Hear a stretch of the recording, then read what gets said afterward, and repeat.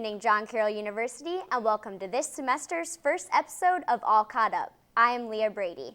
And I am Elissa Filozof. Today, we will catch you up on all the latest news from on campus to around Cleveland. To start us off, Elissa has your campus news. As we welcome the month of February, with it comes a series of new events introduced by the Student Programming Board here on campus. These include a pottery night on Friday, February 12th, and a Dave & Buster's event on Saturday, the 13th.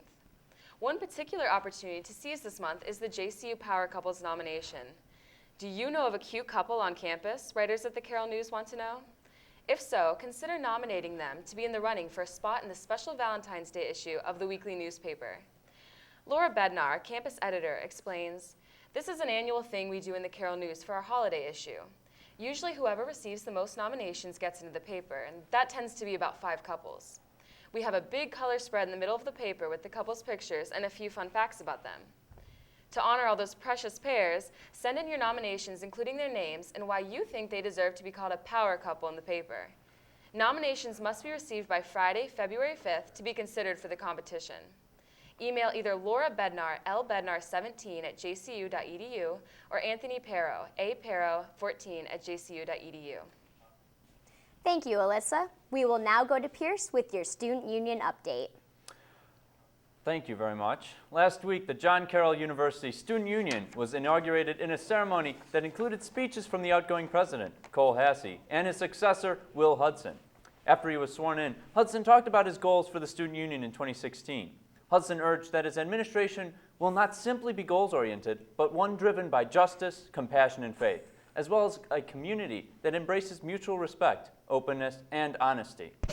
In its first meeting, the Student Union started to set up all the committees that will spearhead that legislation.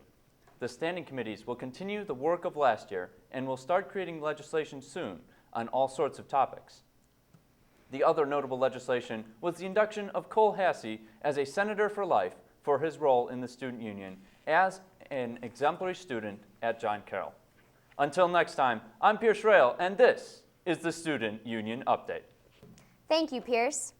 On Thursday, January 21st, John Carroll University's Respect for Life group set out on a bus trip to Washington, D.C. Once there, they would participate in the March for Life. There were around 40 JCU students in attendance. For those of you not familiar with March for Life, it is a peaceful protest against abortion that happens annually on the anniversary of the Roe v. Wade Supreme Court decision. The march began at 1 p.m. on Friday, January 22nd. The bus with the John Carroll students left Washington, D.C. about an hour later. Throughout the march, snow flurries began and continued to get heavier. Around 7 p.m., the bus came to a complete stop on the Pennsylvania Turnpike and remained in this spot for the next 24 hours. The heavy snowfall and a pileup of car accidents led to this standstill event.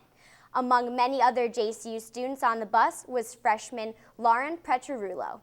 To her, the trip was a good thing. She also claimed that it was an eye-opening experience. An outdoor mass occurred that the students participated in.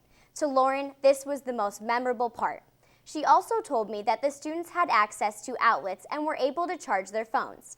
Heat was also not a concern because the bus had enough fuel to keep heat flowing throughout it. I also had a chance to interview another JCU student, junior Rachel Schratz. Luckily, we were very fortunate to be on a bus. A lot of the people in front of us were just in cars or like they were trucks, and they didn't have as much gas as us, so they turned their vehicles off overnight. Ours stayed on all night. I get cold very easily, so I was a little chilly, but I had all my layers on from the march, and I used my blanket or my coat as a blanket, as well as like other friends, if they like warned, they would just share with us. So everyone was really kind, and we were fine. I remember waking up that morning on the bus, and I was surprised that I was even sitting there.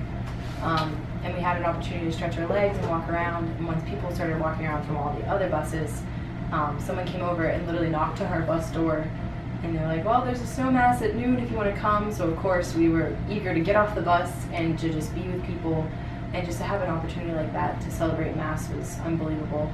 There were definitely parts that were kind of hard, but all in all, I was really grateful for the experience because it gave me time to just reflect on the situation, and it made the march stand out because I had gone to the march probably about 5 or 6 times before this. And it kind of made you pause because all other times You get to DC, you have this big trip to get there, you go on the march, and you come back. And there's just this rush to travel. And this time we were forced to just slow down and reflect. Well, that's all the time we have for today. Be sure to subscribe to JCTV4's YouTube channel so you never miss an episode of our show. Thank you for joining us today. I am Leah Brady. And I'm Elissa Filozof. Thanks for watching and have a good night.